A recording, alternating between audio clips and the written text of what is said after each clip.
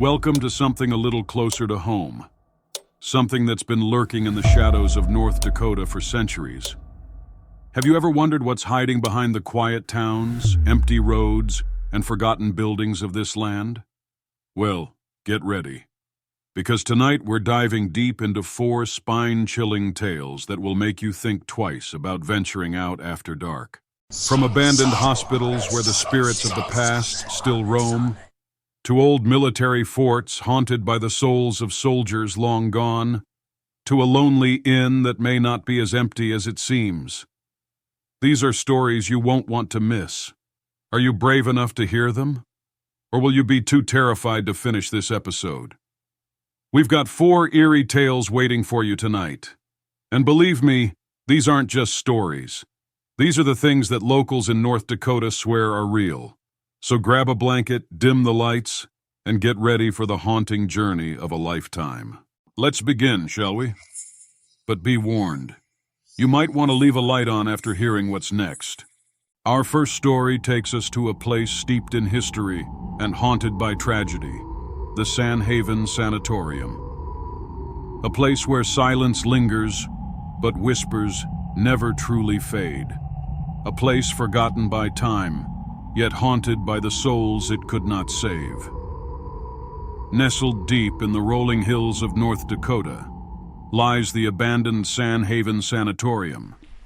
Built in 1912, Sanhaven was once a symbol of hope, a sprawling facility designed to combat the tuberculosis epidemic that swept across America. But as time passed, hope turned into despair, and the walls of Sanhaven became witnesses to tragedy. At its peak, Sanhaven housed over 900 patients, men, women, even children, many of whom were isolated, shunned by society, and left to fight a losing battle. As the years dragged on, the facility became overcrowded and conditions spiraled out of control. Understaffed and overwhelmed, the doctors and nurses struggled to keep up, and the death toll began to rise. From 1912 to its closure in 1980, it's estimated that over 1,000 patients perished within these walls. Some from tuberculosis, others from experimental treatments that were as brutal as the disease itself. Sanhaven's underground morgue and makeshift burial grounds tell a grim story. Unmarked graves scattered across the property, where countless bodies were laid to rest, forgotten by history. The locals say the land itself is cursed. Generations of families who lived near Sanhaven tell chilling tales, stories of shadows that walk across empty hallways, faint screams carried on the wind, and doors that slam shut on their own. Over the years, Sanhaven has attracted its share of explorers, ghost hunters, and thrill seekers, but many who entered left with stories they wished they could forget. Let's start with one of the most chilling encounters reported inside Sanhaven. In 2002, a group of teenagers snuck into the abandoned hospital at midnight. As they wandered through the old patient rooms, one of them claimed to feel a sudden chill. Like someone was watching us, he said. Moments later, a heavy iron door, one they'd left wide open, slammed shut behind them. Panicked, they tried to leave, but the hallway seemed longer, darker than before. And then they heard it, a dragging sound, footsteps. Something was following them. But that's not the only tale that lingers within these haunted walls. A local photographer, hoping to capture the haunting beauty of Sanhaven, ventured there alone in broad daylight. He later reported seeing a figure standing in a second-floor window, a figure in a hospital gown, motionless, staring down at him. When he climbed the stairs to investigate, he found the room empty, save for dust-covered hospital beds and the faint scent of antiseptic. But as he turned to leave, he glanced at the window again and saw a face staring back at him in his camera lens. The basement of Sanhaven is perhaps the most infamous part of the building. Some say it housed the facility's morgue. Others claim it was where patients who couldn't be saved were taken. Visitors to the basement report hearing faint voices, A woman crying, a man murmuring in an unknown language, and the sound of metal carts being wheeled across the cold concrete floors. One legend speaks of a nurse who went missing after a late-night shift.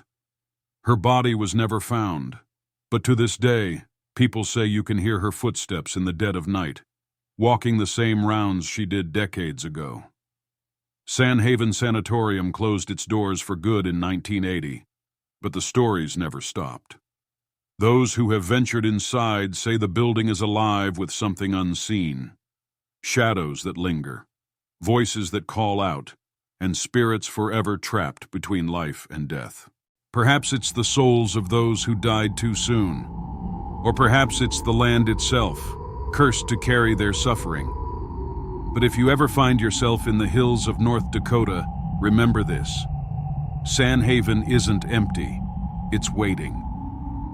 Would you dare to walk its halls and listen for yourself? And just when you think it couldn't get any darker, let me take you to another eerie tale. Just outside the city of Minot, North Dakota, there lies an unassuming road locals have come to call White Lady Lane.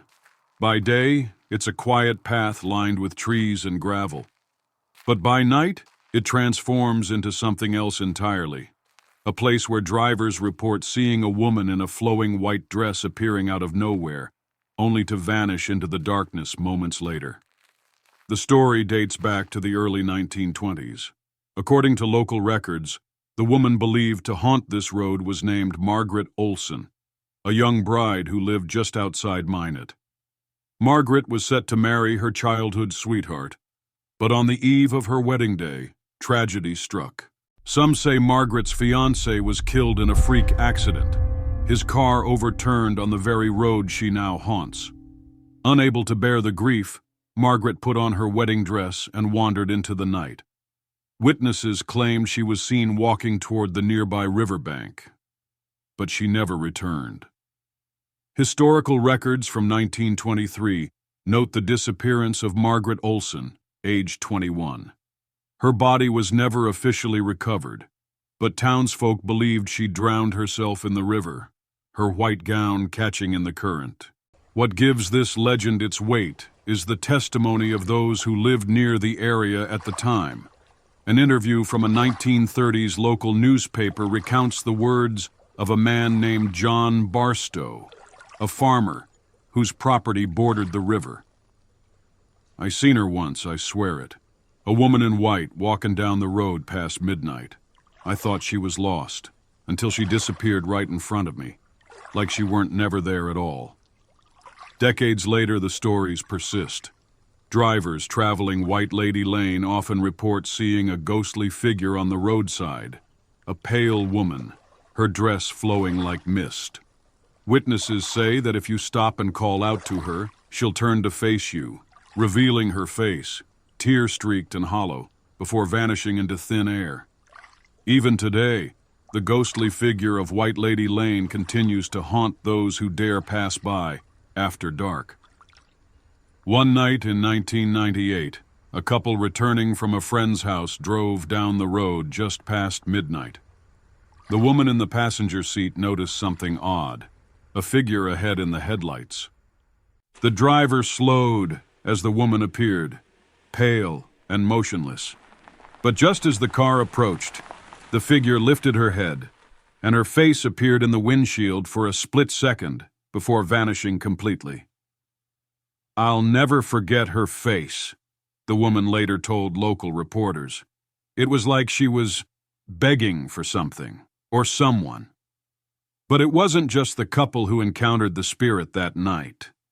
In 2015, a group of teenagers dared each other to walk the road at midnight. They claimed to hear the sound of a woman humming, a soft, sorrowful tune drifting on the breeze. One of the boys, trying to be brave, called out, "Who's there?" Seconds later, they saw a flash of white move through the trees. The boy who called out swore he felt a cold hand brush against his shoulder, though no one was there. Is Margaret Olson still wandering the road where her love was taken from her? Is she searching for her fiancé or crying out for someone to remember her name? Skeptics dismiss it as folklore, while believers insist her spirit lingers, trapped between life and death, reliving her grief for eternity. White Lady Lane remains a place of mystery. Some claim it's just another urban legend, but for those who've driven that road, seen the woman in white, and felt her sorrow, the truth is far more chilling. If you ever find yourself in Minot, North Dakota, driving down that quiet road at night, listen carefully. The wind might carry the faint sound of a woman humming, and if you see her, don't stop. She's still waiting, still searching. This was the second story in our Haunted North Dakota series. Stay with us as we continue uncovering the restless spirits of the Peace Garden State, if you dare. But North Dakota has more shadows hiding in plain sight. Let's explore yet another ghostly tale. For our third story, we travel to a place where history and the supernatural collide, Fort Abraham Lincoln State Park. Here, the echoes of war, betrayal, and loss still linger, trapped within the walls of an old fort and the earth it stands upon. Fort Abraham Lincoln. Located near the city of Mandan, Fort Abraham Lincoln State Park is steeped in history and bloodshed. Established in 1872 as a military outpost, the fort played a pivotal role in the U.S. government's westward expansion during the Indian Wars. It's perhaps most famously known as the base of General George Armstrong Custer and the 7th Cavalry Regiment, who departed from this very fort in 1876 on what would become their final ill-fated campaign, the Battle of the Little Bighorn. It was from here that Custer and his men, over 260 soldiers, rode out, never to return. News of their brutal defeat sent shockwaves across the country, but for the families left behind at the fort, grief was immediate. The wives and children of the soldiers were forced to remain in the fort's shadowy halls, awaiting word that would confirm their worst fears. The tragedies surrounding Fort Abraham Lincoln are said to have left a permanent mark on the land. Visitors and paranormal investigators alike claim that spirits from the fort's troubled past remain, caught between history and the afterlife. Perhaps the most well-known specters at the fort are the mourning women.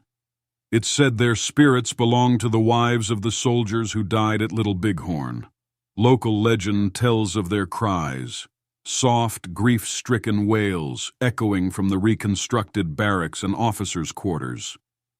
In 1994, a night security guard patrolling the site reported hearing the unmistakable sound of a woman sobbing. When he entered the officer's house to investigate, the room fell silent, save for a sudden gust of icy wind. There was no one there, the guard told a local reporter, but I swear on my life I felt something brush past me as I left. It felt heavy, like sadness itself. But it's not just the mourning women who haunt the grounds. Many visitors have reported sightings of a lone soldier, believed to be a cavalryman, who never made it home.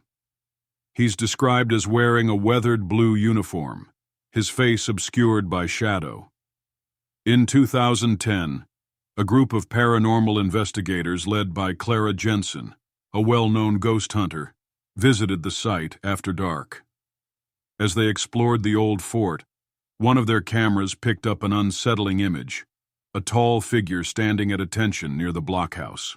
At first, we thought it was just a trick of the shadows, but when we reviewed the footage later, the figure, it wasn't there in the next frame, like he vanished. I'll never forget that night. One of the park's most haunted locations is the Custer House, a meticulous reconstruction of the home where General Custer and his wife Libby once lived. Though it stands as a historical tribute, many visitors claim the house holds something darker. A local historian, Frank Harris, described an unsettling encounter during a guided tour in 2005. As his group moved through the parlor, Frank noticed a figure standing near the staircase, tall, dressed in what appeared to be 19th century clothing. but when he turned to speak, the figure had disappeared. It wasn't one of the visitors. I know that. Whoever or whatever I saw, they were watching us. Almost like they were waiting for someone. Before Fort Abraham Lincoln was built, the land was home to the Mandan tribe, who lived in earth lodges along the Missouri River. Many believe the spirits of their ancestors still watch over the land. A chilling legend tells of warriors' footsteps echoing near the riverbank at night, as if the spirits are reliving battles fought long ago. Some visitors claim to have heard chanting carried on the wind, a mournful, rhythmic sound that stops abruptly as soon as you try to listen too closely. Fort Abraham Lincoln State Park is more than just a historical landmark. It's a place where the weight of the past presses against the present, a place where soldiers still patrol, women still weep, and echoes of native spirits remind us of the land's untold stories. If you ever visit Fort Abraham Lincoln, take a moment to listen. The wind might carry more than just silence. You might hear footsteps, whispers, or the faint cries of the lost souls who still call this place home. This was the third story in our Haunted North Dakota series.